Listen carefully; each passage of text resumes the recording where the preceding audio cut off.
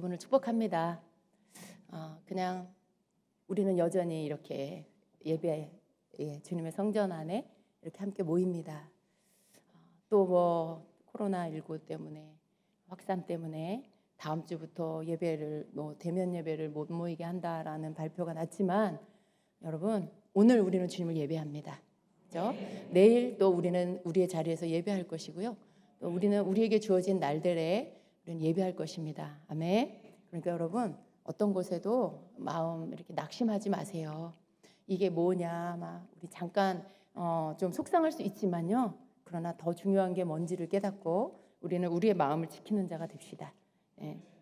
아무리 어떤 것으로도 우리를 막 옥죄려고 해도 우리가 우리 마음을 내어주지 않으면 겉으로 우리를 방해하고 막아서도 그건 진짜로 막는 게 아니에요. 그죠? 우리 마음이 절망되지 않으면 우리는 여전히 묶인 게 아닙니다. 우리 마음이 실망하지 않으면 우리는 아무리 육신적으로 우리를 묶어도 우리는 묶인 게 아닙니다. 그렇기 때문에 여러분, 앞으로의 시간들은 이러한 것들이 더 많이 있겠죠. 그렇지만 우리는 지금 뭘 해야 하냐면 내 마음을 지키는 훈련을 해야 돼요. 나의 마음을 지키는 것, 내 생각을 지키는 것. 어떤 사람은 병 때문에 죽는 게 아니고 병으로 인한 두려움 때문에, 그것 때문에 스트레스와 눌림으로 인해 죽는 사람들이 있어요. 질병의 그 사망의 원인이 그 병으로 인해서 병이 악화되고 심해서 죽는 게 아니라 그 병으로 인한 두려움과 낙심과 절망이 계속되다 보니까 그것 때문에 빨리 이렇게 사망하게 되는 그런 일들이 많습니다.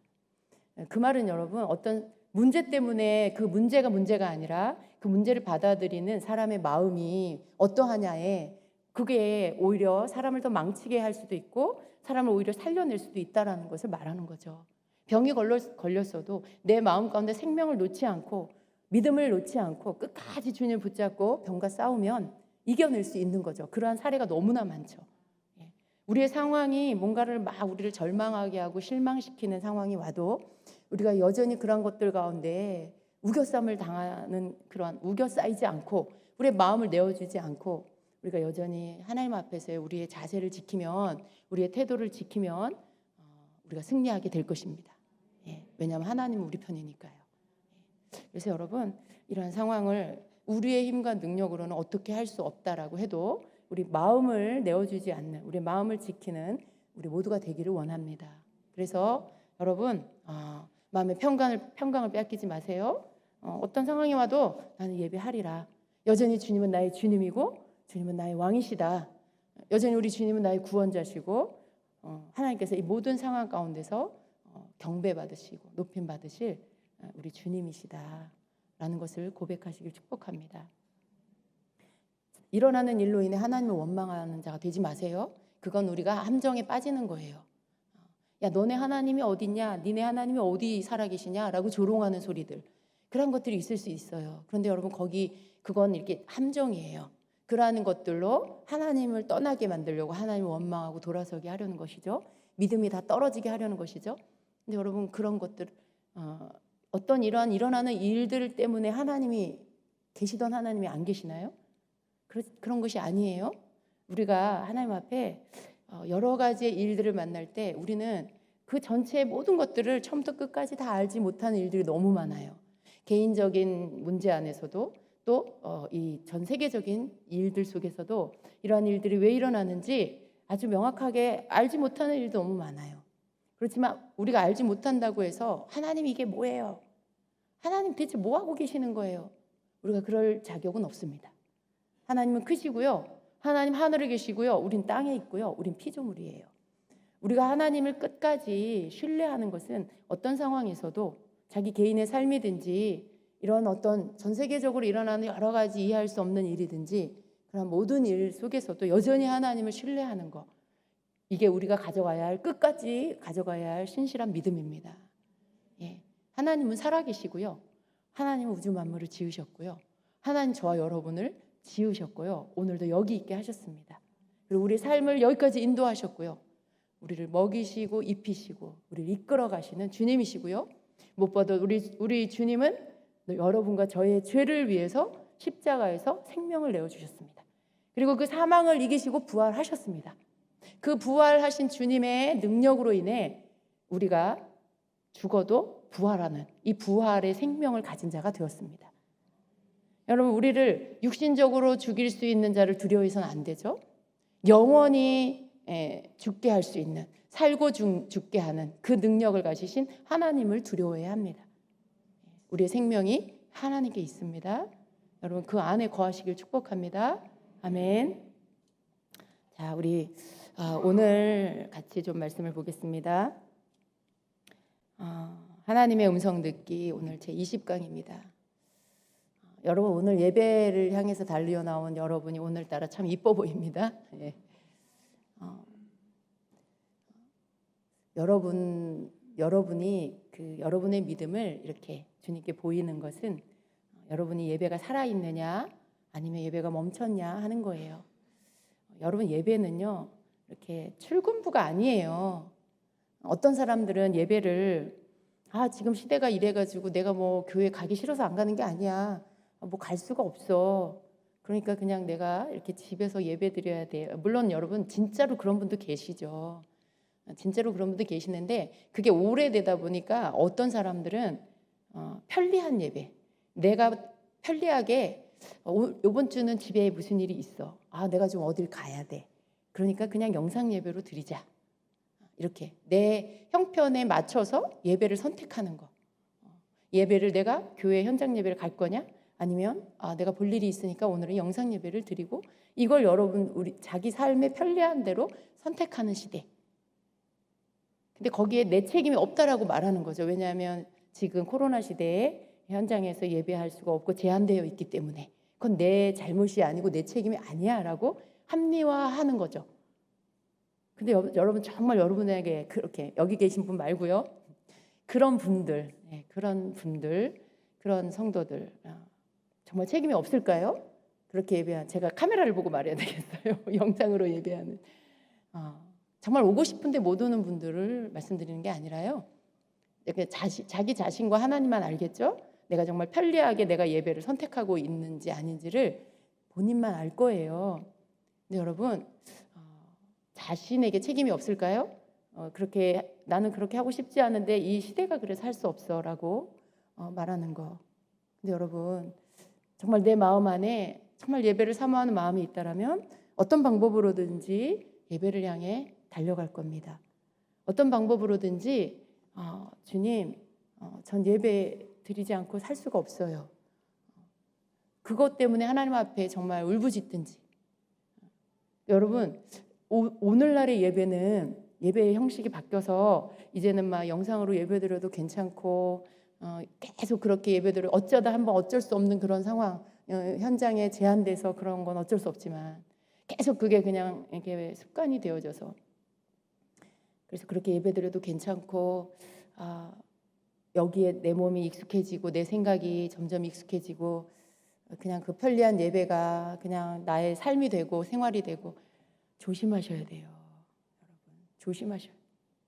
그렇게 예배하는 것으로 인해 그게 아주 익숙해지고 그게 그냥 당연시되고, 여러분, 교회를 오는 수고가 힘들어지고 귀찮아지고 불편하고, 그렇게 되면 안 되잖아요. 그렇게 돼요. 그런데 그러다 보면 교회를 왔다 갔다 하는 이 수고가 시간 낭비인 것 같고 불편하고 그런 게 돼버려요. 당연했던 건데. 근데 우리가 그렇게 되지 않아야 해요.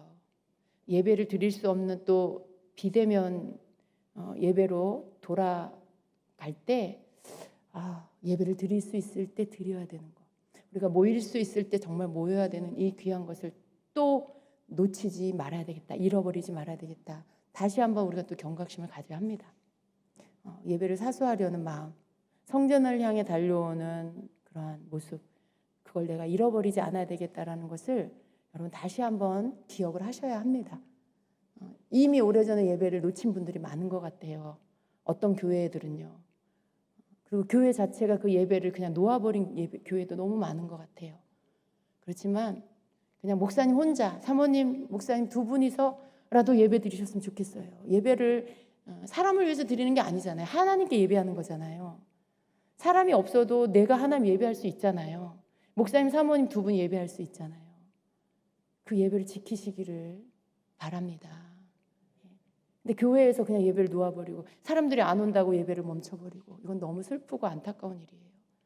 예배의 대상이 하나님이신데, 사람이 아닌데 그 예배를 지킨다는 거, 예배를 드린다는 게 너무 중요한데 말이에요. 여러분 모두 마음 안에 예배를 지키려는 마음이 있기를 축복합니다. 그것까지 잃어버리면 안 돼요. 이 시대에 맞게 흐름 안에 그냥 그냥 묻혀서 흘러가는 그런 성도가 되어서는 안 됩니다. 끝까지 여러분의 그 예배를 향한, 주님을 향한 그 사랑과 그 믿음, 그 정결함을 잃어버리지 않아야 합니다. 여러분 그렇게 되시길 축복합니다. 아멘. 자, 오늘도 우리는 계속해서 우리가 배워왔던 것들을 계속 또 진도를 나가겠습니다. 하나님의 음성 듣기, 오늘 제 20강입니다. 우리가 예언에 대한 것들을 배우고 있어요. 또 그 안에는 하나님의 음성 듣는 부분들이 있습니다. 여러분, 예언에 대한 여러 가지 것들을 우리가 배워오고 있는데요. 이제 이 예언을 해 주어야 할, 우리가 하나님의 음성 받는 거, 내가 예언을 해 주어야 할 하나님의 말씀을 받는 거, 여기에 관계된 것들을 오늘 좀 나누려고 합니다. 내가 혹 예언을 못하더라도요, 여러분, 하나님의 음성을 듣는 것에 같은 원리예요. 내가 기도하고 내가 하나님의 음성을 받는 것, 이것과 예언을 주기 위해 말씀을 받는 것, 이것은 그 말씀 받는 것은 똑같은 원리입니다. 그러니까 여러분, 난 예언하고 상관없어 이렇게 생각하지 마시고 또 잘 들으시기를 바랍니다. 듣는 가운데 여러분에게 예언에 대한 믿음과 사모함이 더 일어나게 될 것입니다.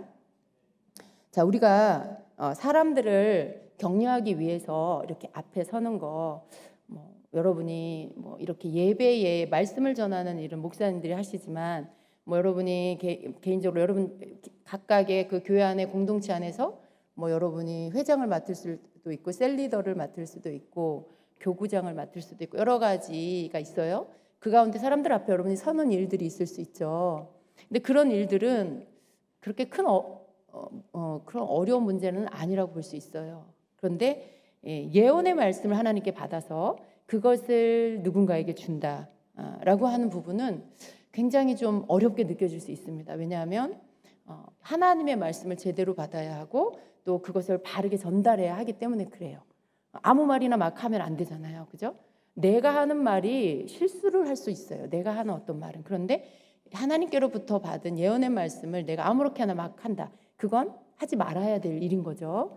그래서 하나님의 말씀을 받아서 전한다라는 것은 굉장히 민감하고 굉장히 아주 세밀한 그런 일입니다. 그래서 이런 것들을 할 때 우리가 또 주의가 필요하다라는 것이죠. 그래서 우리가 하나님의 말씀을 받기 전에 먼저 우리가 이렇게 가져야 할 어떤 태도들이 있는데요. 거기에 우리는 어떤 예언적인 중보자의 마음이 우리 안에 있어야 합니다. 그러니까 그냥 아무런 감정 없이, 아무런 어떤 마음의 감동 없이 기계적으로, 기능적으로 하나님 말씀 받아서 이렇게 전달하는 그런 게 아니에요. 여기에는 인격이 오고 인격이 전달되고 마음이 오고 마음이 전달되는 이러한 것들이 있습니다. 그래서 이 예언적인 것 안에, 예언이라는 것이 이렇게 나오기 전에 먼저 그 내면 안에 예언을 받는, 하나님의 음성을 받는 사람 안에는요, 중보라는 것들이 일어나야 돼요. 중보하는 마음. 그래서 이 예언과 중보 기도는 굉장히 밀접한 연관이 있습니다.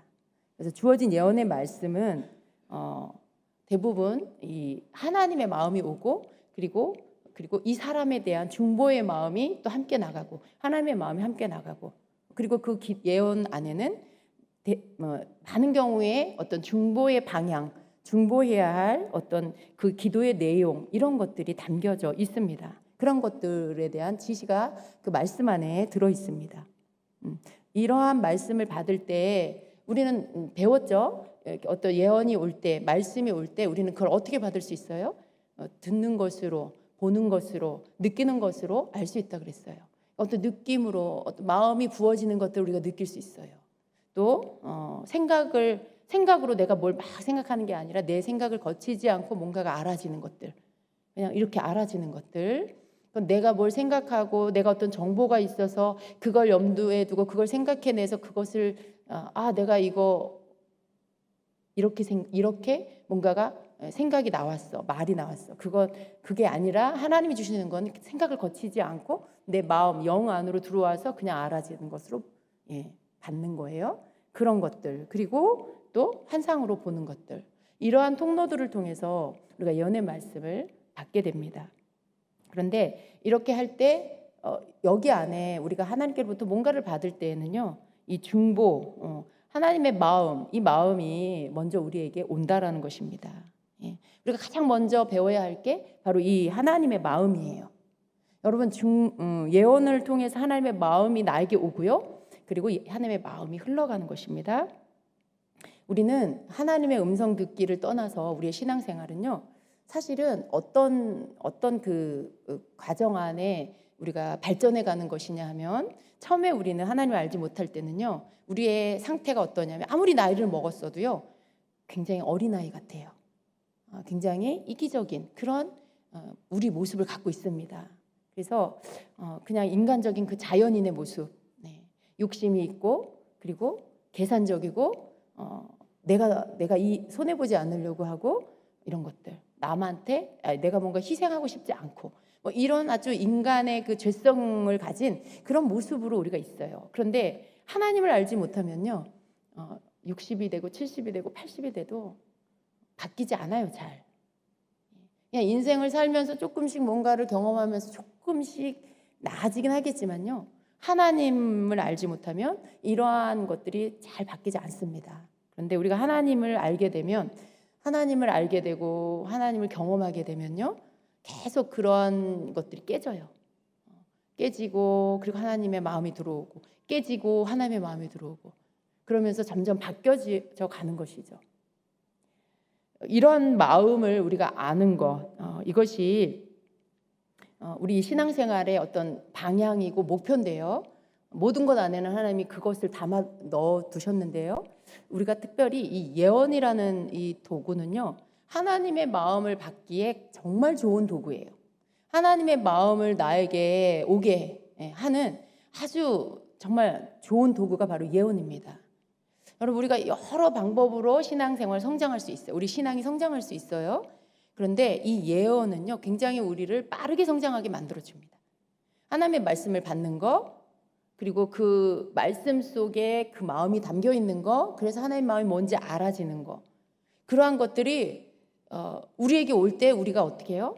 설사 그것이 나에게 주시는 말씀이 아니어도, 저 사람에게 전달해 주는 말씀이어도요, 그 말씀을 받아서 전해지는 통로인 나의 마음 안에 하나님의 마음이 부어져서 하나님의 마음을 알게 되면 내가 성장하게 돼요. 그렇게 돼요, 여러분. 모든 사람의 말에는요, 그 사람이 담겨 있어요. 여러분의 말에는 여러분이 담겨 있어요. 그래서 누군가와 대화를 1시간 정도 한다. 그러면 그 사람이 어떤 사람인지 다는 몰라도요, 어느 정도는 알아지죠. 성격은 이렇고, 어떤 특징이 있고, 그런 것들. 이 사람은 마음이 되게 따뜻한 사람이구나. 혹은 이 사람은 굉장히 냉철한 이성적인 사람이구나. 이 사람은 굉장히 논리적인 사람이구나. 이 사람 마음이 강하구나. 혹은 이 사람 마음이 여리구나. 여러분, 1시간 정도 대화하면 어느 정도 그거 알 수 있잖아요. 그죠? 왜냐하면 그 사람 말에 그 사람이 담겨 있기 때문에 그래요. 하나님의 말씀이 우리에게 오면은요, 거기 하나님이 담겨 있어요. 하나님이 주시는 예언의 말씀, 그 말씀 안에는 하나님이 담겨 있어요. 그래서 그 말씀을 받고, 그 말씀을 내가 듣고 받고 전하고 이럴 때 그 예언의 말씀 안에 하나님이 담겨 있고, 하나님이 담겨 있다라는 건 곧 하나님의 마음, 하나님의 성품, 하나님의 어떠한 뜻, 하나님의 속성, 이런 게 담겨 있는 거예요. 그래서 그것이 나에게 오고 나를 통해 나가게 될 때 이 통로가 되어지는 나에게 하나님의 마음이 부어지게 됩니다. 그리고 때로 그 마음이 나를 통해 전달되게 되죠.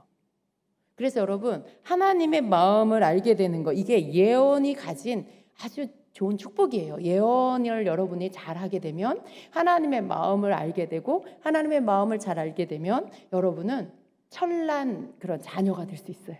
하나님 앞에 철이 든 자녀, 그런 자녀가 될 수가 있다는 것입니다. 그래서 예언은 하나님 아버지에 대한 마음을 느끼는 훈련이 됩니다. 하나님의 음성을 여러분이 많이 들으면요, 하나님 마음을 알게 돼서 여러분이 그것에 대한 하나님 마음을 잘 알게 되는 훈련을 예언을 통해, 음성 듣는 걸 통해 받게 된다는 것입니다.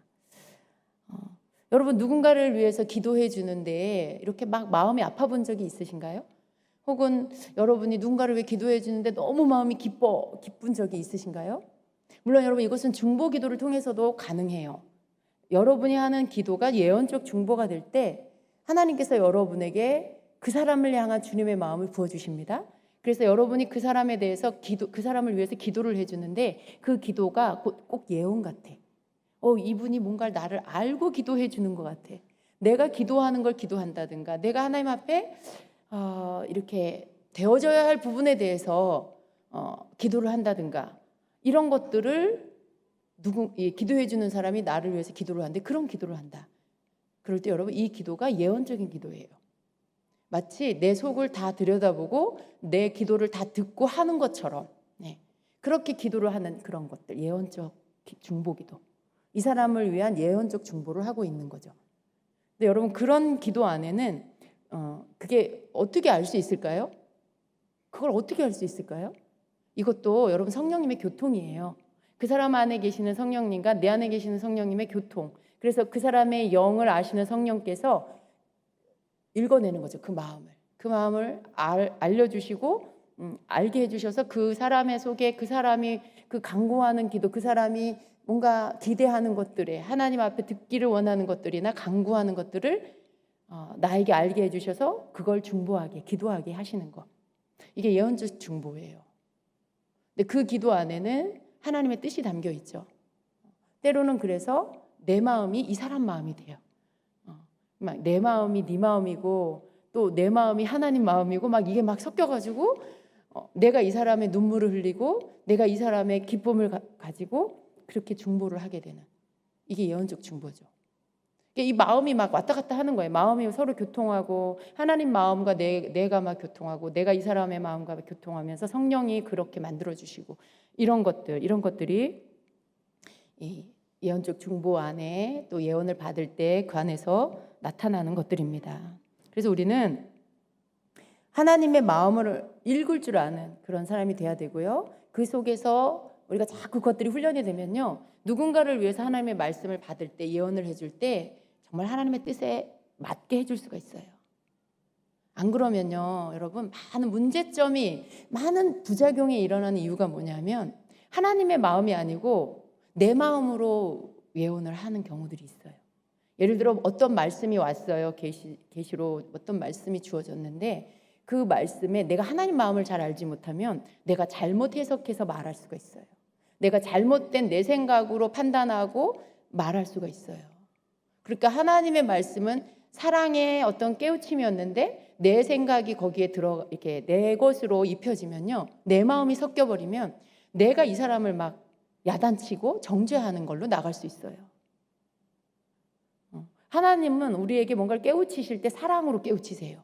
그래서 내가 어떤 부분에 찔림을 받는다라고 할 때 그 찔림은 하나님께서 하나님의 사랑 안에서 나에게 깨우쳐 주시는 것들이 돼요. 그러면서 어떻게 해요? 자연스럽게 내가 하나님 앞에 돌이키도록 만들어 주시죠. 그런데 사람이 하는 것은요, 내 마음 안에서 만약에 내가 하나님 마음을 잘 알지 못하고 내가 하는 것이다라고 할 때는요, 어떤 메시지가 주어졌을 때 그 말씀이 내가 재해석하게 되는, 이 사람이 이런 잘못을 하고 있구나. 그러면서 어떻게 해요? 이런 거 고치세요. 하지 마세요. 이거 죄입니다. 뭔가 잘못하고 있네요. 그럼 이런 말들로 표현을 하게 되면 듣는 사람의 마음에 상처를 받게 되죠. 듣는 사람의 마음에 깨우침과 사랑과 어떤 돌이킴이 아니라 정죄감이 들고 눌리고 그리고 마음이 상해버립니다. 하나님이 주시는 말씀이 하나님의 마음과 함께 나가지 않으면 이런 부작용들이 생겨요. 그래서 우리가 하나님의 음성을 듣는다라고 할 때, 예언의 말씀을 받는다라고 할 때 굉장히 중요한 게 하나님 마음을 받는 거예요. 중보적인 마음. 이 하나님이 사람을 향한 마음이 뭘까요? 하나님 여러분을 향한, 여러분 한 사람 한 사람을 향한 그 마음, 하나님 이 땅을 향한 하나님 마음이 뭘까요? 긍휼이죠. 긍휼이에요. 하나님의 마음은 심판이 아니에요. 하나님은 죄를 찾아내서 그것들을 막 심판하고 멸하고 이게 하나님 뜻이 아니에요. 하나님은 긍휼이에요. 하나님은 회개를 통해 죄를 용서받고 용서해달라고 구하고 그리고 용서해 주시기를 원하는 게 하나님 마음이에요. 그러니까 예언이든지 말씀이든지 무엇이 되었든지 간에 하나님은 우리에게 뭘 하세요? 어찌하든지 깨닫고 회개하고 돌이키도록 그리고 힘을 주고 격려해서 회복시키도록 이게 하나님이 원하시는 거예요. 하나님 방법이에요. 근데 사람이 하나님 마음을 알지 못하면 자기 색깔로 막 해버리죠. 그래서 거기에 많은 문제들이 일어납니다. 하나님의 마음을 알면 여러분이 예언을 잘 할 수 있어요. 하나님의 마음을 알면 여러분이 누군가에게 정말 중보자로서의 그 역할을 아주 잘할 수가 있어요. 그래서 우리가 항상 구해야 될 게 뭐예요? 하나님의 마음을 주옵소서. 하나님 마음을 내게 부어 주시옵소서 라고 하는 거죠. 여러분 하나님 마음이 내게 오면요 가장 먼저 바뀌는 게 누구냐면 바로 나 자신이에요. 나 자신이에요. 하나님 마음이 내게 부어지면 가장 먼저 치유가 일어나는 사람이 바로 나 자신이에요. 여러분은 그런 적 없으신가요? 때때로 여러분 자신이 마음에 들지 않아. 때때로 내가 너무 못마땅해. 그래서 스스로 자기를 자책하고 내가 나를 비난하고 그런 적 있으실 거예요. 근데 여러분 하나님의 마음이 여러분에게 오면은요, 여러분을 격려하시는 하나님의 마음, 여러분을 용서하시는 하나님의 마음이 부어지면 가장 먼저 여러분이 회복이 돼요. 여러분이 치유가 된다고요. 그때 여러분 안에서 사랑이 흘러나와요. 그 전에 어떻게 해요? 예민해요. 까칠해요. 신경질적이에요. 그런데 하나님 마음이 오면 여러분이 자유해지면서 치유되면서 사랑이 흘러나오고 여유가 생기고 말이 부드러워지고 얼굴 표정이 풀어지고 이런 치유가 먼저 나 자신에게 일어나요. 그 하나님 마음이 오면 내가 치유되고 다른 사람도 치유하고 그래서 하나님 마음이 우리에게 와야 합니다. 하나님 말씀이 오기 전에 내 안에 하나님의 마음이 먼저 오고 이러한 다른 사람을 위한 중보적인 마음이 내 안에 먼저 와야 한다. 그래서 예언을 잘하기 위해서 말씀을 받기 위해서는 우리가 어떤 중보적인 그런 모습, 그런 태도, 그런 마음이 와야 되는데 그 가운데 첫 번째가 예언자는 먼저 하나님의 마음을 느껴야 한다라는 거예요. 예. 그리고 두 번째가 예언자는 또한 하나님의 뜻을 알아야 한다라는 거예요. 하나님의 뜻. 여러분 하나님의 뜻을 여러분이 알면요. 하나님의 말씀을 받고 하나님의 말씀을 제대로 전달할 수 있어요. 우리는 아브라함을 좋아합니다. 그런데 아브라함도요. 완벽하지 않았습니다. 아브라함은 정말 중보자였는데요. 우리가 말씀을 잘 보면 아브라함이 온전히 하나님의 뜻을 알지는 않았구나라는 것을 알 수 있어요. 왜냐하면 아브라함이 소돔과 고모라 성을 멸하시려는 하나님의 그 말씀 앞에 그 도시를 위해서 기도를 하죠. 하나님 앞에 계속 중보를 하는데 안타까운 건 뭐냐면 아브라함이 중보를 했음에도 불구하고 그 성은 멸망받았어요. 불심판을 받았어요. 그러면 어떻게 된 걸까라고 생각해 볼 때 아브라함의 중보가 만일 10명, 의인 10명이 있어도 하나님 멸하실 건가요? 아니, 내가 그렇게 하지 않을 거야 라고 하셨는데 거기서 끝났어요. 중보가. 만약에 아브라함이 조금만 더 하나님의 마음의 깊은 것들을 알았더라면 더 했어야 됐겠죠. 그죠? 하나님, 저 성에 한 명의 의인이 있다 해도 하나님 저 성을 멸하실 건가요? 하나님 한 명이 있다 해도 하나님 멸하지 말아 주십시오 라고 하는 그런 중보, 그런 중보까지 갔다라면 그러면 어쩌면 아브라함의 중보 때문에 그 성이 멸망받지 않았을 수 있겠죠. 그러니까 하나님의 뜻을 온전히 안다라는 것은요, 우리로 하여금 이 땅에서 하나님의 뜻을 위해서 기도할 때 그것을 온전하게 나타낼 수 있는 그런 것들이 될 수 있다는 거죠. 그런데 반면에 모세는 어땠어요, 여러분? 모세는 이스라엘 백성들이 이 산 아래에서 금송아지 만들어서 우상 숭배했잖아요. 근데 그럴 때 하나님이 진노하셨어요. 내가 다 쓸어버리겠다라고 하셨어요. 다 멸해버리겠다. 모세 너를 통해 내가 다시 민족을 세우겠다. 그런데 모세는요, 그때 어떤 기도를 했냐면 하나님 저들을 용서해 주십시오라고 했어요. 하나님, 저 백성의 죄를 용서해 주세요. 하나님 만일 용서하지 않으시려거든 내 이름을 하나님의 책에서 지워버려 주십시오. 출애굽기 32장 32절에 그 말씀을 하고 있어요. 여러분, 하나님의 책에서 내 이름을 지워달라. 그 말은 생명책에서 자기 이름을 지워달라는 거예요. 생명책에서 이름이 지워지면요, 여러분 천국에 들어가지 못합니다. 근데 모세는 자기 구원 문제를 걸어놓고 자기 백성을, 이스라엘 백성을 용서해달라고 기도를 해요. 근데 하나님 어떻게 하셨어요? 그의 기도를 들어주셨어요. 왜 그랬을까요? 하나님의 뜻이거든요. 그게 하나님의 뜻이에요. 자기 생명까지도 내어놓고 이 백성을 용서해달라고, 멸하지 마시라고 하는 그 모세의 중보는요, 바로 하나님의 마음이에요. 하나님의 뜻이에요. 하나님이 원하는 기도예요. 하나님은 진노하셨어요. 그런데 이 땅에 누군가가 그걸 위해서 중보하지 않으면요, 그 죄가 그게 지워지지 않아요. 그 죄가 없이해지지 않아요. 그 당사자가 하든지 그 누군가 대신 회개 기도를 해야 돼요. 용서를 구해야 돼요. 근데 모세는요, 그걸 자기 생명을 걸고 한 거죠. 그랬을 때 하나님이 모세의 중보를 들어주십니다. 온전한 하나님의 마음을 알면은요, 하나님의 뜻을 알면 하나님의 뜻에 합한 기도를 할 수 있고 하나님의 뜻에 합한 예언을 할 수 있죠. 많은 예언이 각 사람이 받았을 때 다 나가는 어떤 말들이 다른 이유, 어떤 영역과 깊이와 넓이가 다른 이유가 뭘까요? 그것은 예언을 받는 사람의 내면 안에 하나님을 아는 것, 하나님 마음을 아는 것, 하나님의 뜻을 아는 것의 넓이와 깊이가 다르기 때문에 그래요. 그래서 그 각 사람이 받는 말씀이 다 달라요. 어떤 사람은 아주 얕은 단계에서, 어떤 사람은 더 깊은 단계, 더 넓은 영역에서.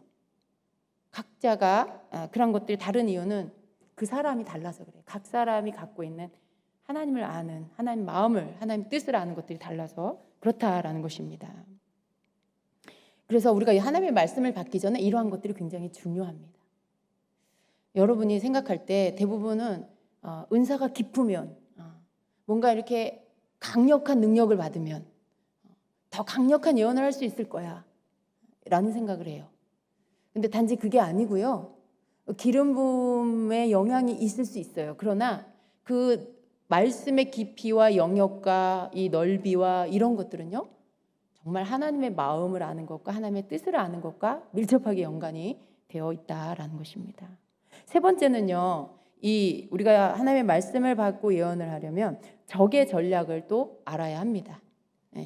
우리는 예언적 중보를 통해서 대적을 물리치는, 그들을 물리치고 그리고 우리가 승리할 수 있는 전략을 얻을 수가 있어요. 이 예언을 하는 사람에게는 하나님이 예언의 말씀만 주시는 게 아니고요, 여러 가지 하나님의 전략을 주십니다. 그래서 하나님께 뭔가를 늘 묻고 행했던 다윗은요, 블레셋이 쳐들어왔을 때 어떻게 했죠? 블레셋이 쳐들어왔을 때 그냥 자기 방법으로 막 전쟁을 지시하지 않았어요. 하나님 어떻게 해야 합니까? 사무엘상 5장 18절에 그 이하에 보면은 블레셋 사람들이 이미 이르러 르바임 골짜기에 가득한지라 다윗이 여호와께 여쭈어 이르되, 이렇게 하나님께 여쭙습니다. 내가 블레셋 사람에게로 올라가리까 여호와께서 그들을 내 손에 넘기시겠나이까 하니 여호와께서 다윗에게 말씀하시되 올라가라, 내가 반드시 블레셋 사람을 내 손에 넘기리라 하신지라. 하나님께서 싸워라, 올라가라 이렇게 지시를 해주셨어요. 그리고 그렇게 했습니다. 다윗이 바알 브라심에 이르러 거기서 그들을 치고 다윗이 말하되 여호와께서 물을 흩음같이 내 앞에서 내 대적을 흩으셨다 하므로 그곳 이름을 바알 브라심이라 부르니라. 하나님께서 말씀하신 대로 승리하게 해주셨어요. 그런데 또 얼마 있다가 블레셋이 또 쳐들어옵니다. 22절에 똑같은 말씀이 또 나와요. 블레셋 사람들이 다시 올라와서 르바임 골짜기에 가득한지라. 다윗이 여호와께 여쭈니 이르시되, 또 다윗이 하나님께 여쭙습니다. 지난번에 블레셋이 쳐들어왔을 때 하나님께서 알려주신 방법이 있어요. 올라가서 이렇게 싸워라, 내가 네 손에 붙이겠다. 그런데 얼마 있다가 또 쳐들어왔어요. 여러분, 이런 경우에 대부분의 사람들은요, 얼마 전에 똑같은 그 일이 있었는데 하나님께 기도했더니 이러이러하게 해라 라고 알려주셨을 때, 얼마 지나지 않아 똑같은 일이 또 있을 때 어떻게 해요? 이전의 일을 생각하면서 아, 그때 그랬지? 아, 그때 이렇게 했었지? 또 그렇게 해요. 중요한 게 빠졌는데 그게 뭐냐면 하나님께 묻지 않는다는 거죠. 지난번과 똑같은 일이 일어났을 때 거의 대부분의 사람들이 묻지 않고 지난번 방법으로 그냥 한다는 거예요. 근데 다윗은요, 똑같은 일이 일어났는데, 그리고 그 기간이 그렇게 이렇게 위에 차이 나는 게 아닌데 다시 하나님께 여쭙는 모습을 볼 수가 있어요. 올라가지 말고, 이번에는 주님이 다른 말씀, 다른 전략을 주세요. 올라가지 말고 그들 뒤로 돌아서 뽕나무 숲을 맞은편에서 그들을 기습하되 뽕나무 꼭대기에서 걸음 걷는 소리가 들리거든 곧 공격하라. 그때 여호와가 너보다 앞서 나아가서 블레셋 군대를 치리라 하신지라. 새로운 전략을 주셨어요. 그리고 다윗은 여호와의 명령대로 행하여 하나님이 주신 전략대로 행합니다. 그리고 블레셋 사람을 쳐서 게바에서 게셀까지 이르니라. 또 승리를 합니다. 여러분, 전쟁의 전략, 어떻게 해야 될지에 대한 전략을 이런 우리가 하나님의 음성을 듣는 가운데 이렇게 받을 수 있다라는 것이죠. 그리고 우리가 그러한 것들에도 또 성장하는 자가 되어야 됩니다. 어떤 사람은 기도를 할 때 대적을 향하여 물리치는 기도, 막 공격하는 이런 기도를 잘 못할 수 있어요. 왜요? 두려워서. 내가 그럴 능력이 있을까? 제가 날 공격하면 어떡하지? 이런 생각을 할 수 있어요. 근데 여러분, 믿음 있는 사람은 어때요? 내가 아니라 나를 덮고 있는 예수 그리스도의 보혈의 그 능력, 주님이 나를 그 이름으로 덮어주시는 것, 내 능력이 아니라 예수 이름의 능력으로 이기는 것, 저 악한 원수 마귀가 나를 무서워하는 게 아니라 예수 그리스도를, 내 안에 예수 그리스도를 무서워하는 것, 그 이름 때문에 떨고 도망가는 것, 이걸 믿는 거죠. 그걸 믿으니까 담대하게 선포할 수 있어요. 근데 이 선포 기도에 자신이 없어. 왜 그럴까요? 나를 보니까, 내가 한다고 생각하니까, 그리고 내 안에 예수님이 너무 작아. 내 안에 예수님이 너무 힘이 없으셔. 그러니까 강하게 말하지 못해요. 여러분, 우리가 하나님 안에서 이 모든 영역 안에서 내가 하나님 말씀을 잘 듣는다, 내가 하나님 마음을 알아간다, 내가 하나님의 뜻을 안다, 거기에 내가 하나님의 방법으로 전략으로 싸울 줄 안다. 이것도 들어가야 되는 거죠. 물론 여러분, 우리의 믿음 이것이 커지면 함께 담대함도 커지고, 그리고 싸울 수 있는 담대함이 나옵니다. 내 믿음이 약해지면요, 자연히 약해져요. 모든 게, 싸우는 능력도. 근데 이렇게 하나님께서 우리에게 이런 전략도 주시고 또 싸울 수 있는 믿음도 우리에게 주십니다. 전쟁이 하나님께 속했다라는 것, 우리가 그래서 늘 말씀을 가까이 하면서 그 말씀을 내가 먹고 있으면은요, 어떤 상황 가운데 하나님 말씀이 생각나죠. 그리고 그 말씀을 내가 선포해요. 근데 그 말씀 자체가 능력이에요. 선포되어지는 그 말씀 자체가 능력이 돼서 마치 칼처럼 그 상황을 이렇게 휘둘러 무찌르게 되죠.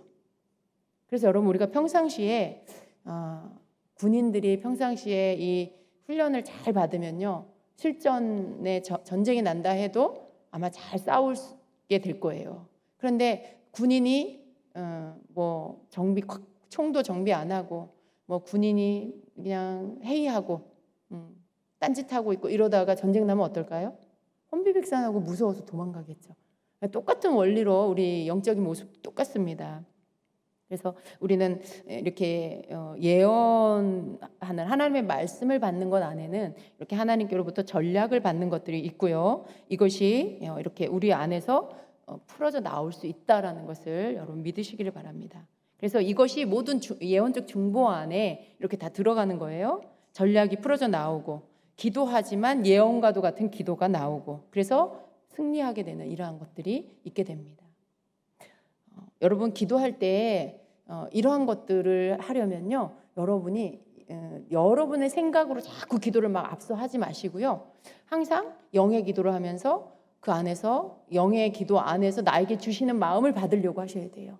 어떤 말들이 자꾸 내 안에서 떠오를 때 그걸 여러분이 말하게 될 때 이게 기도가 되기도 하고, 때로는 이것이 예언이 되기도 하는 거예요. 그게 어디 다른 데서 이렇게 뭐 갑자기 오는 게 아니라 여러분이 항상 여러분 안에 영의 기도를 하다가 영의 기도를 통해서 뭔가 말이 주어지고 말씀이 주어질 때 그걸 여러분이 말하기 시작하면 거기에 그것들이 기도로 풀어지는 거예요. 그런 방법으로 여러분이 예언적 기도를 할 수 있어요. 그래서 여러분이 내가 무슨 기도를 해야 될지 모르겠다라고 할 때는 방언하면서 주시는 것들을 말하고 방언하고 주신 것들을 말하고 이게 계속 잘 훈련되면 여러분이 방언 통역의 훈련이 잘 되겠죠. 그렇게 하면 성령이 주시는 기도를 여러분이 할 수 있게 되는 것입니다. 여러분 생각 안에서 하는 그런 기도 말고. 자, 그다음에 또 우리가 하나님의 말씀을 받을 때 우리가 이제 하나님의 말씀을 받는다라고 할 때 이제 예언에 대한 말씀을 기록을 하는 게 필요합니다. 기록하는 거. 예언으로 받은 말씀을 기록하는 습관을 가져야 합니다. 여러분 기록을 하든지 뭐 녹음을 하든지 이렇게 하는 거. 왜 그러냐면 하나님과 내가 의사소통하는 것들에 어떤 패턴이 있어요. 여러분이 이렇게 보통 보면은 여러분이 예를 들어 하나님 앞에 받은 말씀이 있다라면 그걸 하나님 이렇게 적어 보세요. 여러분이 이렇게 적어서 계속 모아 보세요. 그러면 뭔가 비슷한 유형을 볼 수 있어요. 사람마다 그게 다 다르겠죠. 근데 그 속에 하나님께서 나에게 말씀하실 때에 어떤 그런 유형들이 있다라는 것을 발견하게 되죠. 그건 굉장히 여러분에게 하나님이 이런 식으로 말씀하시는구나. 하나님께서 이렇게 뜻을 말씀하실 때는 이런 식으로 나타내시는구나. 이런 것들을 여러분이 알게 되는 거죠. 굉장히 유용하겠죠. 그리고 말씀을 적어 놓으면 여러분이 항상 뭔가 시간이 지난 다음에 다시 그것을 꺼내어서 본다든가 듣게 됐을 때 여러분의 삶을 점검하게 돼요. 그때 이런 말씀을 받았었고 이런 말씀 내가 적었는데 지금 돌아보니 그때 이 말씀이 이걸 말씀하는 거였구나. 하나님 말씀대로 이루어졌네. 주님이 이렇게 말씀해 주셨는데 정말 주님이 하셨구나. 혹은 그때 주님이 이렇게 하라고 하셨는데 내가 그걸 못했네. 내가 이걸 실천하지 않았고 순종하지 않았구나. 그런 것들을 찾아낼 수 있겠죠. 그래서 이렇게 어떤 말씀을 적어놓는 것들이 필요합니다. 그리고 그 말씀은 항상 우리를 지켜줘요, 여러분. 여러분 하나님의 말씀이 나를 죄에서 떠나게 하지 죄 안에서 그냥 살도록 만들지 않잖아요. 나의 게으름으로부터 나를 떠나게 만들지 내가 게으름 속에 계속 살도록 그렇게 하시지 않잖아요. 그죠? 하나님의 말씀은 언제나 나를 부지런하여 열심을 품고 주를 섬기도록 만들어요. 그러니까 하나님의 말씀을 내가 늘 적어놓고 이렇게 다시 점검하면요. 내가 하나님이 원하는 삶에 거룩한 삶, 부지런한 삶, 열심을 내는 삶으로 살아가도록 나를 만들어주죠. 그래서 여러분이 말씀을 이렇게 적어놓는 게 굉장히 중요합니다. 자, 그리고 이제 하나님의 말씀을 받을 때 이제 어떻게 해야 되나라는 부분들. 여러분, 하나님의 말씀이 여러분에게 올 때가 언제일까를 알아야 돼요. 언제일까? 대부분의 우리 준재교 성도님들은 제가 볼 때는 조금만 주의하면 기도 후에 하나님 말씀을 받을 수 있을 것 같아요. 꼭 은사가 있다 없다 이런 걸 따지지 말고 우리는 하나님 자녀이기 때문에 다 하나님 음성 들을 수 있어요. 근데 이제 어떻게 하는지 모르니까 그걸 하지 못하는 경우들이 많아요. 그런데 여러분 하나님의 말씀이 나에게 임할 때는요. 그 어떤 흐름이 있어요. 흐름. 하나님의 말씀을 받기 위해서는요. 먼저는 내가 하나님께 집중돼야 돼요. 우리가 이렇게 찬양을 하잖아요. 여러분 찬양할 때 항상 찬양 후에 주님의 음성을 들으려고 하는 기대감을 가지세요. 그냥 찬양만 하는 걸로 끝나지 말고 여러분이 찬양은 하나님께 드리는 나의 경배예요. 예배예요. 그분을 높여드리는 거죠. 그분을 이렇게 높이 올려드리는 거죠. 근데 그런 행위들, 그런 어떤 마음을 실은 우리의 예배의 행위들을 하고 할 때 여러분이 거기다 마음을 실으면 그 여러분의 마음이 하나님께 올라가죠. 그러면 하나님께서는 꼭 화답하시는 분이에요. 우리의 것을 받으시기만 하고 그래 좋구나 이 끝이 아니에요. 하나님 우리에게 화답해 주세요. 내가 하나님 주님 사랑합니다. 주님을 만나기 원합니다. 주님 음성 듣기를 원합니다. 하는 어떤 간절함을 올리면 주님은 거기에 화답하시는 분이에요. 그걸 여러분이 항상 믿고 기대하셔야 돼요. 그러니까 찬양을 이렇게 성령님 안에서 여러분이 찬양하세요. 성령님이 함께 하시는 그런 시간이 되도록 여러분이 만드세요. 그냥 노래만 부르면 성령님이 운행하지 않아요. 마음이 실린 찬양을 드리면 성령님이 운행하세요. 임재와 운행이 함께, 주님이 여기에 함께 같이 하셔요. 그런 어떤 영적 분위기가 됐을 때 여러분이 먼저는 그런 분위기를 만드는 거, 영적 분위기를 만드는 게 가장 중요해요. 그냥 뭔가 냉랭하고 썰렁하고 딱딱해. 뭔가 이렇게 풀어지지 않은 굳어짐이 있다라고 할 때 거기에는 하나님의 말씀이든지 뭐 영적인 환상이든지 뭐든지 그런 게 열리기가 굉장히 어려워요. 굉장히 어려워요. 그런 운행하실 수 있는 성령님이 이렇게 여러분 우리 가운데 운행하실 수 있게 그런 분위기를 만들어야 돼요. 근데 여러분 그게 어려운 게 아니에요. 그게 어려운 게 아니고요. 항상 성령님이 어떤 곳에 임재하시고 운행하시냐면 중심이 들여진 예배에 운행하세요. 내 중심이 들여진 예배 가운데 오시고 운행하시고 역사하세요. 응답하시고. 여러분 중심이 들여진 예배는 뭐예요? 그냥 말 그대로잖아요. 내 중심을 들여 진실함으로 드리는 예배. 내가 찬양을 드려도 진실함의 중심으로 하고 기도를 드려도 내 진실함의 중심을 드린 기도를 드리고 그런 것들을 드릴 때 성령님이 운행하는 그런 장소가 돼버려요. 그래서 여러분 이렇게 해서 영적인 분위기가 되도록 만드는 건 어려운 일이 아니라는 거죠. 그렇게 할 때 성령님이 운행하세요. 그리고 이제 어떻게 해야 될까요? 그때 이제 여러분이 해야 될 게 여러분의 마음과 중심, 여러분의 생각을 주님께 집중하는 거죠. 그리고 여러분이 그렇게 하면 성령님이 또 이끌어 주세요. 찬양을 드린 다음에 주님의 임재와 기름 부음을 구하고요. 그리고 주님을 경배하고 높이는 기도를 이렇게 드리세요. 그리고 여러분이 뭐 방언은 그 앞에도 계속 했잖아요. 우리가 방언기도 많이 하잖아요. 방언기도 하고 방언기도 끝에 여러분이 주님께로부터 뭔가 말씀을 받기를 원하는 마음을 가지세요. 그걸 구하세요. 주님 말씀해 주세요. 그렇게 뭔가를 여러분이 간구를 하세요. 그런 기도를 드리면 그럴 때 주님이 여러분에게 말씀을 주실 거예요. 제가 여러분에게 이걸 말씀드리는데 이게 특별하지가 않아서 그냥 너무 평범해서 정말 그런 거예요, 여러분. 제가 여러분 찬양 끝에 주님의 말씀을 받잖아요. 어떻게 받을까요? 제가 여러분보다 뭐 특별해서? 여러분보다 뭐가 잘나서? 절대 아니에요. 뭐냐 하면 여러분, 그 법칙이라는 게 있잖아요. 룰, 규칙이라는 게 있잖아요. 그 규칙이 맞으면 여러분 그런 일이 일어나는 거예요. 근데 이게 안 맞으면 마치 열쇠를 자물쇠에다가 이렇게 넣어서 돌려서 찰까닥 맞아야 열리잖아요. 그런 것처럼 여러분 예배 안에 여러분이 뭔가 이렇게 찰까닥 맞아야 열리는 거예요. 뭐가 여러분이 준비가 돼서 딱 맞아야 예언의 말씀이 오는 거예요. 근데 여러분 그거 이제 내가 이렇게 다른 거 생각하고 말씀 주실 거 기대도 안 하고 그냥 찬양 다 했어. 이제 앉아야지. 뭐 그냥 아무 생각 없어. 찬양만 하고 아이고 감사하다 끝이야. 그럼 여러분 말씀 받기가 어려워요. 받으려고 해야 돼. 구해야 되고 받으려고 해야 되고 귀를 기울여야 돼. 마음의 귀를 여러분이 들으려고 하는 마음의 귀를 기울여야 돼. 그리고 좀 인내해야 돼. 조금 기다릴 줄 알아야 돼요. 그런 것들이 되면요 주님의 말씀이 여러분에게 옵니다. 그래서 그냥 특별한 게 없어요. 이렇게. 그런데 여기에서 제일 중요한 게 뭐냐면 집중이에요. 예배에 집중하는 거. 주님께 집중하는 거. 그게 되어지면요 여러분이 주님의 말씀을 받을 수가 있게 됩니다.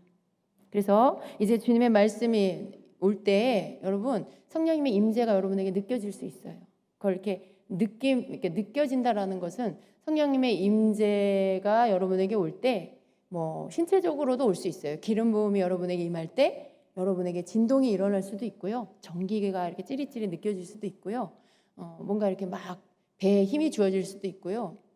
여러 가지 신체적으로도 뭐가 나타날 수 있어요.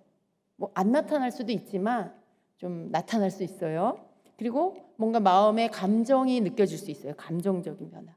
마음이 이렇게 감동이 된다거나 어떤 감격스러운 마음이 든다거나 그런 것들, 눈물이 울컥 온다거나 느껴진다거나 이런 감정 변화도 일어날 수 있어요. 예. 왜냐하면 성령님은 인격적이시기 때문에 우리에게 뭔가를 나타내실 때 우리에게 그때 우리가 이렇게 표현할 수 있어요. 주님의 임재와 기름 부음이 임했어. 이렇게 말할 수 있어요. 그 말은 주님이 나를 터치하셨다.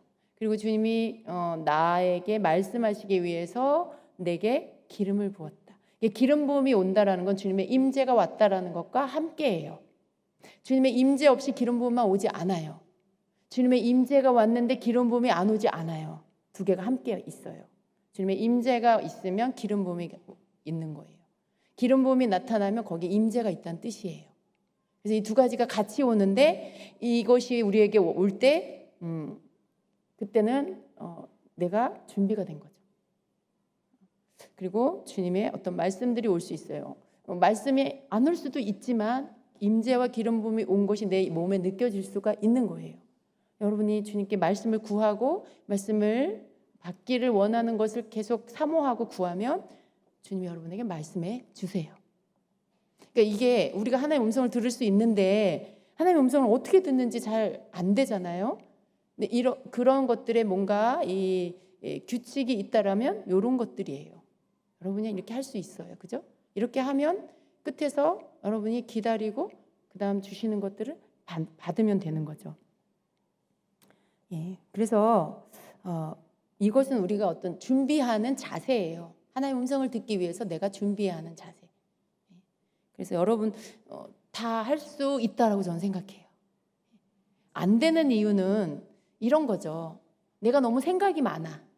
이것저것 자꾸 막 생각하고 막 다른 생각하고 막 그런다거나 혹은 앞에 사람 자꾸 신경 써. 저 집사님 뭐 누구 뭐 이렇게 자꾸 둘러보고 옆에 사람 의식하고 그런 거. 마음에 걱정이 가득해가지고 찬양은 하는데 마음에 그 걱정이 계속 그 생각만 하고 있다든가 그런 거. 어떤 감정에 사로잡혀서 여러분이 뭔가 처리되지 않은 분노가 안에 있다든가 조금 전에 혹은 낮에 있었던 일이 계속 여러분 안에서 맴돌고 있어서 그 감정이 남아 있다든가 누군가에게 들은 말이 여러분에게 여운으로 남아서 계속 그게 여러분의 마음을 신경 쓰이게 만든다든가 그런 것들. 여러분 어떤 그런 상태에서는 하나님의 말씀을 듣기가 어려워요. 하나님의 말씀 듣기 어려울 뿐만 아니라 예배에 집중하기가 어렵죠. 찬양에 집중하기가 어렵고요. 기도에 집중하기가 어려워요. 그런 상태에서는 하나님 말씀을 못 듣는다. 못 들어요, 정말. 그러니까 말씀을 안 하시는 게 아니라 내가 못 들어버려요. 소통이 안 된다는 거죠. 그래서 이런 부분들을 여러분이 주의하면 하나님의 음성을 듣는 것이 훈련이 될 수가 있다라는 거예요. 한번 해봤는데 안 돼. 포기해버려. 여러분 좀 그렇게 너무 그렇게 하지 마세요. 하나님은 늘 여러분을 기다려 주시는데 나는 한 번 해보고 두 번 해보고 나는 안 돼. 안 해버려. 그러지 마시고요. 늘 또 해보고 또 해보고 또 해보고 그렇게 하세요. 여러분 예배 시간에 할 게 뭐가 있어요? 집중하는 거에 내가 예배의 음성을 듣든 안 듣든 예배를 집중해야 돼요. 내가 뭘 하나님이 주시든 안 주시든 나는 주님 앞에 집중해서 예배해야 되는 거예요. 그런데 그 끝에 주님이 나를 만나주시고 내게 말씀하시는 건데 내가 그 예배 집중해서 잘 드리고 주님 만나고 주님 음성 듣고 그러면 얼마나 기뻐요. 여러분 우리가 언제 살아나냐면 그때 살아나는 거예요. 회복이 그때 일어나는 거고요. 치유가 그때 일어나는 거예요. 어떤 어둠이 떠나가는 거 그때 일어나는 거예요. 그러니까 예배의 여러분의 목표는 그래 주님 만나는 거. 주님 오늘 저 만나주세요. 주님 저에게 말씀해 주세요. 제가 집중해서 주님을 예배할 수 있게 도와주세요. 이런 것들이 돼야 되겠죠. 여러분의 예배가. 자, 그리고 이제 예언 말씀이 하나님의 음성이 들리는 어떤 상태가 되려면은요. 뭐 여기 설명에 다 들어갔지만 다시 요약하면 이런 거예요. 여러분이 다른 어떤 보여지는 사물에 이렇게 관심이 막 있었어요. 여러분 눈이 사람에게 가고 뭐 이렇게 분위기 여러분 이 환경에 뭐가 눈에 자꾸 들어오고 관심이 사물에 가 있다가 하나님께로 옮겨질 때 하나님께로 옮겨질 때, 문제에 대한 여러분이 뭐 여러 가지 문제를 가지고 있을 수 있죠. 그럼 문제를 막 생각하다가 그 문제에 대한 해답을 얻으려는 생각에서 벗어나서 그냥 하나님을 생각하고 바라보는 그런 상태가 됐을 때, 어떤 사람은 이 예배 시간에 하나님께 막 문제를 들고 와서 그 문제에 대한 해답을 얻으려고 막 애쓰잖아요. 근데 사실 여러분, 응답을 받으려면, 하나님의 음성을 들으려면 그 문제에서 벗어나야 돼요. 그 문제를 가지고 있으면 하나님의 음성이 잘 안 들린다는 거예요. 왜냐하면 내가 그걸 너무 신경 쓰고 있으니까, 거기에 너무 집중되어 있으니까. 그건 하나님이 아니잖아요. 집중은 하나님께 해야 돼요. 문제가 아니라. 두 번째는 중심의 생각이, 내 생각이 이성적인 생각에서 내 마음으로 옮겨가야 돼요.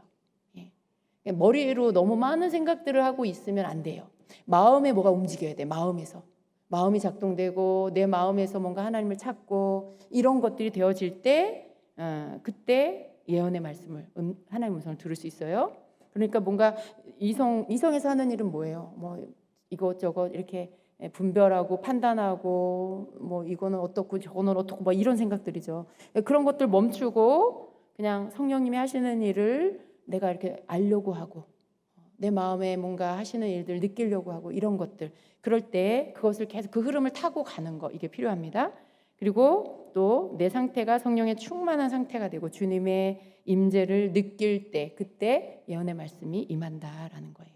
그래서 내가 의지를 가지고 뭔가를 막 하려고 한다든가 그러면 안 되고요. 또 내가 무엇인가를 생각하는 이 지적인 활동이 막 계속 뭐가 움직이고 뭐 계속 활동하고 있다, 내 머리가 계속 뭔가 활동하고 있다, 그래서도 안 되고요. 또 내 감정이 너무 고조되어 있거나 혹은 너무 낙심되어 있거나 이런 상태가 되면 안 돼요. 그러면 예언이 들리지 않습니다. 기분이 너무 업돼가지고 막 그 상태에도 하나님의 음성을 잘 못 들어요. 너무 떨어져서 낙심되고 절망되어 있어도 하나님의 음성을 못 들어요. 그러니까 마음에 고요하고 평안해야 돼요. 여러분, 이 조그만 그런 연못이나 강, 이렇게 호수 같은데 그 물이 잔잔한 거 보신 적 있어요? 그걸 보면 어때요? 마음이 평안하죠. 고요한 상태. 여러분의 마음 상태가 그런 평안이 있어야 돼요. 안정된 심령. 그럴 때 주의 말씀을 잘 들을 수 있어요. 그러니까 내 상태가 굉장히 중요하다는 걸 아셔야 돼요. 내 내면 상태가 굉장히 중요하고, 내 영혼, 육이 있는데 육과 혼이 너무 막 이렇게 의식이 살아 있어. 내 육이 막 뭔가 막 너무 더워, 막 힘이 펄펄, 아니면 너무 힘이 없거나 너무 막 이 느낌이 너무 살아 있어. 내 육으로 느끼는 뭔가가. 또 내 머리로 막 생각이 너무 많아. 막 보이는 것마다 뭐 생각하고, 저 사람이 어떠고, 저 사람은 머리 벗고, 저 사람 머리가 어떻고, 막 머리 잘랐네, 어쩌네, 뭐 머리, 이런 생각, 머리를 막 작동시키고 있어. 절대 안 되고요. 그러니까 육에서 움직이는 거, 내 혼에서 움직이는 거 되도록이면 정지시켜야 돼요. 그런 것들을 작동되지 않게 정지시키고, 여러분의 영이 함께하는 여러분 마음 안에서 주님께만 집중하는 게 되면 하나님의 음성 듣는 게 된다. 예언의 말씀을 받을 수 있다라는 것입니다. 여러분, 쉬운 듯 어렵나요? 어렵지 않죠. 여러분이 할 수 없는 거 아니죠, 그죠? 굉장히 높은 차원의 그런 방법 아니죠, 그죠? 예, 쉽다고 생각하지 않습니까? 쉬운 방법 아니에요? 예, 쉽다라는 생각을 하셔야 되는데, 그래서 여러분, 이렇게 주님의 말씀이 나에게 임할 때, 여러분, 그냥 제가 아주 간단하게 말하면 마음 다해 찬양하고요. 찬양 끝에 여러분이 방언 기도하면서 주님께 집중하세요. 그리고 주시는 말씀을 받으시면 돼요. 네, 그렇게 하시면 주님의 말씀을 들을 수가 있습니다. 자, 예언이 이렇게 어렵게 우리에게 오는 게 아니라는 것을 여러분이 받아들이시고요. 그렇게 좀 쉽게 마음을 열고 여러분이 주님의 말씀을 좀 들으려고 하는 좀 이렇게 노력을 좀 하시기를 바랍니다. 여러분 다 주님 사랑하잖아요, 그죠? 주님 사랑하는 자는 주님 생각할 수 있고요. 그렇게 예배할 수 있고, 그리고 말씀을 받을 수 있어요. 하나님은 우리에게 말씀하시기를 원하신다. 이걸 믿으시길 축복합니다. 하나님은 오늘도 나에게 뭔가 말씀하시기를 원하신다. 우리의 생각은 너무 높은 곳에 있으면 안 돼요. 오늘 주님이 내게 말씀하신다 그러면 굉장히 거창한 말씀을 하실 거란 생각을 하니까 얘야 내가 널 사랑해 이런 말씀이 들려오면 이게 내 하나님 음성이라는 생각을 안 해요. 그냥 내 생각인가? 이렇게 생각하죠. 이거 내 생각인가? 왜냐하면 말이 너무 평범하니까. 그러니까 하나님이 이런 말씀을 아니지 이런 생각을 해요. 아니에요 여러분. 하나님은 그냥 아주 평범한 말씀부터 하세요. 아주 평범한 말씀. 뭐 그런 것들. 네가 오늘 너무나 아름답구나. 너의 찬양이 나를 너무 즐겁게 하는구나. 이런 말씀. 그런 말씀 그냥 하셔요. 그럼 그냥 주님이 말씀하시는구나 하고 받는 거예요. 그럼 그 다음 말씀 또 하시겠죠. 계속 들으시면 돼요. 그 속에 더 주님이시구나 하는 게 알아져요. 왜냐하면 너무너무 깨끗하고 너무 깊은 사랑이 들어있기 때문에 그 말씀이 너무나 사랑이 가득해. 어떻게 이렇게 말씀하시지? 사람은 어느 누구도 나에게 이렇게 마음을 담아서 말하지 않아. 그렇잖아요 여러분. 어느 누가 여러분에게 마음을 다 실어서 여러분을 아름답다고 말해준다거나 오늘 네가 너무 고맙다거나 이렇게 표현해요? 네. 고마우면 집사님 오늘 고마워 이 정도 하겠죠. 거기에 여러분 그 사람 마음이 다 느껴지나요? 아니죠. 근데 주님은요 마음을 다 담아서 하시니까 들을 때요 그 마음이 다 느껴져요. 얼마나 고맙게 느끼시는지가 내가 느껴져. 나를 얼마나 아름답게 보시는지가 내가 알아져. 하나님 마음은요 그 안에 말씀 한마디에 마음이 가득 담겨 있어요. 그래서 그 말씀을 들으면 눈물이 나는 거예요. 감격이 되는 거예요. 왜냐하면 너무 진실하셔서 너무 완전히 그냥 이렇게 다른 게 섞이지가 않아서 그냥 듣기 좋으라고 그냥 뭐 이렇게 형식적 이게 아니에요. 온 마음을 다 실어서 말씀하시니까 그 말씀을 들으면 눈물이 나고 그리고 마음이 치유가 되는 거예요. 주님이 날 이렇게 사랑하시는구나. 누군가가 나를 너무나 사랑하는 그 누군가가 있을 때 여러분 그 사람은요 병들지 않아요. 마음 다 해서 내가 누군가의 사랑을 받고 있다. 그 사람이 왜 불행하겠어요? 가장 행복한 사람이겠죠. 여러분 저와 여러분 그런 사랑을 받는 사람이에요. 근데 우리가 그 주님의 음성을 자꾸 듣잖아요. 그럼 내 안에 막 자신감, 교만한 자신감이 아니라 주님으로부터 오는 자신감, 내가 주님의 소유라는 것으로 인한 자신감, 주님이 내 주님이라는 것으로 인한 자신감, 그분이 내게 생명을 주셨기 때문에 나는 모든 것을 가졌다는 자신감, 이게 막 뿜뿜 일어나는 거예요 여러분. 그래서 여러분 주님을 만나면 행복해지는 이유가 주님이 나에게 부어주시는 것들이 넘치고 넘치니까 내가 그걸 받으면 계속 너무 충만해지는 거예요. 내가 너무 사랑받는 자라는 게 알아지니까 뭐 다 괜찮아요. 뭐 누가 나에게 뭘 어떻게 해도 괜찮아. 괜찮아. 그게 뭐 괜찮아. 난 주님의 마음을 알아. 난 주님의 사랑을 받고 있어. 그러니까 어떤 게 좀 섭섭해 그냥 괜찮아. 이렇게 되는 거죠. 여러분 그렇게 되셔야 돼요. 진정한 치유는 주님의 말씀을 들을 때 일어납니다. 하나님의 음성을 들으면 우리의 속부터 치유가 일어나요. 모든 게 고침을 받습니다. 여러분 오늘 밤 주의 음성 듣기를 축복합니다. 여러분 항상 기도 끝에 주의 말씀 들으려고 시도하세요. 귀 기울이세요. 그리고 주님 말씀해달라고 구하시고 그리고 기다리시면서 듣고 또 방언 기도하시면서 들으려고 하시는 이걸 계속 하시기를 바랍니다.